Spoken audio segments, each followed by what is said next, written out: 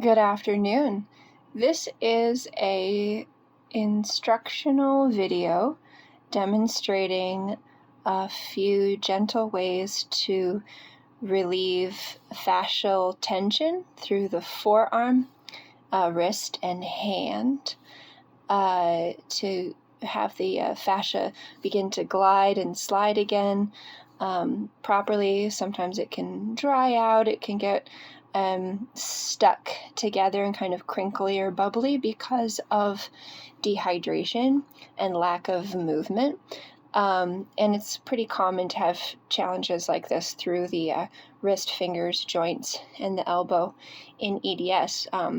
The tension of the muscles can squeeze a lot of the hydration out of the fascia, and we just want to relieve that. So we're going to go through in a few steps. I might angle my hand sideways on occasion so you can see, give it a little support here in our video. Okay. Your fascia is connected throughout your entire body. Occasionally, issues through the elbow, wrist, and hands can go all the way up to the shoulder, tracking much farther, sometimes even down into the torso and the core of the body. So we're going to begin relieving from the peripheral in, and a few different angles of the arm are required. You have the inside of the forearm here, the top of the inside of the forearm, this line here, elbow to wrist,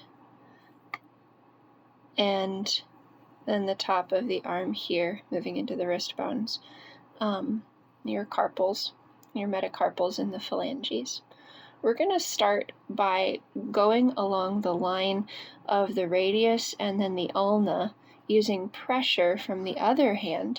If you're having difficulty with your fingers, I'm going to show you the line that we're going to move along, but we're actually going to use the meaty part of the hand, this joint and this soft meaty part of the hand here, that can provide a little pressure into the hand. I might use the top knuckle here. I might use the base of the hand here. Usually I use the base for legs and the top on this area of the arm. And I'm going to allow that knuckle to fit gently into this little indentation between this bone here, and then your tendon and tissues along here. And I'm going to glide all the way up to the elbow, applying about 15% of maximum pressure. 15% of maximum pressure, so I'm barely pressing into the skin. And we're going to just glide up to the elbow. That was 3, 4, 5, 6, 7, 8 times on that side of the arm. Then we're going to come to the inside of the forearm, and there's a little indentation again between this bone here and the center of the elbow, and we're going to glide along this. You can use 2 fingers applying pressure. If you can rotate and use that same area of the hand and glide up, and we're just going to do that 8 times as well, up the meaty part of the arm all the way gently to the crook of the elbow.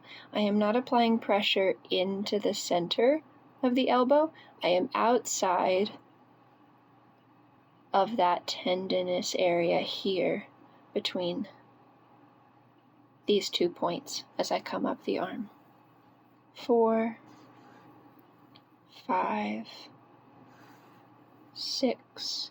This part of my arm likes a little bit more pressure. I'm maybe going at about 20 to 25, but more pressure is not necessarily good. I'm experiencing a little bit of pain right about here, so I'm actually not going to dig into that pain. I'm going to lighten up and move across the surface. Fascia is like a newborn kitty. You want to be very, very light, or it swipes back at you, not deep. So after about 8 glides there, we're going to move to the top of the forearm and the hand. We're going to begin going through the fascia that trains out across the hand. You're going to take 1 or 2 fingers. You can put one down with another for extra pressure, and glide between the fingers just up to the wrist.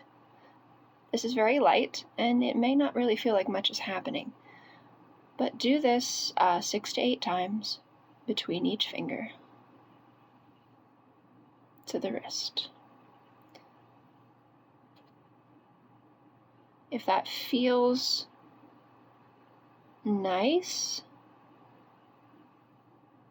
through the wrist, you can come across the top of it a little bit. And you may notice with the light pressure that at first you don't feel much, but then as you continue gliding, it might get a bit tender. Through the bones here, and then through the thumb joint, into the wrist, back to here. Light pressure along here. Now I'm going to move to the inside of the palm, and I'm going to stroke from the base of my hand here. There's a bony protrusion. Mine's built up a little bit, so you might be able to even see it. We're going to go from just inside here up the middle of the pinky. For this, I like to use a knuckle, and because this is very light pressure, you may be just fine with this area of the knuckle, and use this strong line to keep from applying this axis here to keep from hyperextending any of the joints. The tips of the fingers apply hyperextended pressure to that first knuckle on the phalange, but by using that first knuckle, we can line it up moving this direction. So I'm going to come across, and we're just going to do this. We're not going to pause and hold anywhere, not at this point. Just gliding in the hand. And after this one, there's a few more steps, but after this one, just take a moment to pause. There's 8.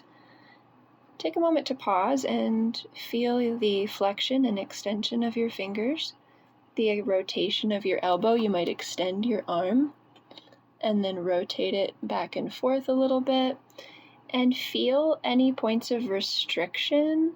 Feel how they're loosening up. I should have demoed that at the very beginning of the video for comparison.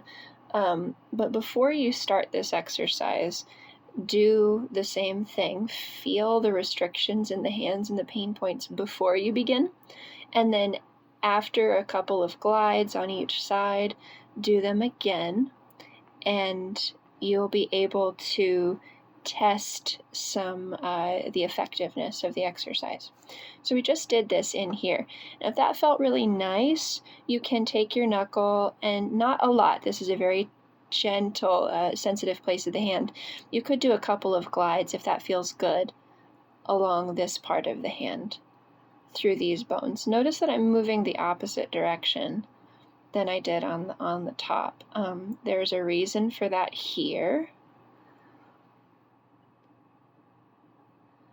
Yeah, our hands do flex this way. The tension comes this way with the fascia a lot in the movement of the hand, so we're guiding it back and gliding this way. It's the opposite on this side. The fascia stretches here and then grips here, so we're pulling it this way. You can play with this. You might find more benefit going the same direction that you did on the top of the hand, but only do that in the middle hand a couple of times if it feels good. Otherwise, just stick with this meaty portion and the fascia line that comes out here. All right, almost done. Come across the top. I'm going to use the knuckle of my hand again and glide up. This time I'm going from the top, from my wrist, up to the elbow here. And I'm going to relax this completely flat this time. And a cushion on my desk here, and glide up the top of the arm. 2, 3, 4, 5, 6, 7, 8, and then over, we're gently going to come up the middle of the arm.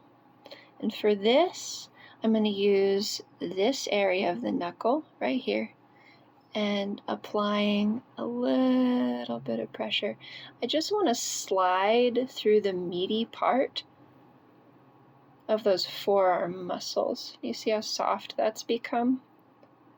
That's gliding up through. There is some pain right here. Do not dig into points of pain.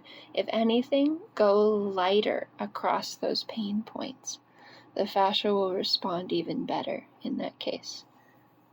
And done. Feel how that feels through the hand and the arm.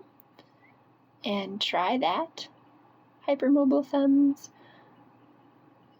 a few times a day, as much as is needed to restore gliding, the sliding of the fascia across the sleeves of the muscles and major anatomy. Make sure you drink a lot of water, stay hydrated. I hope you enjoy.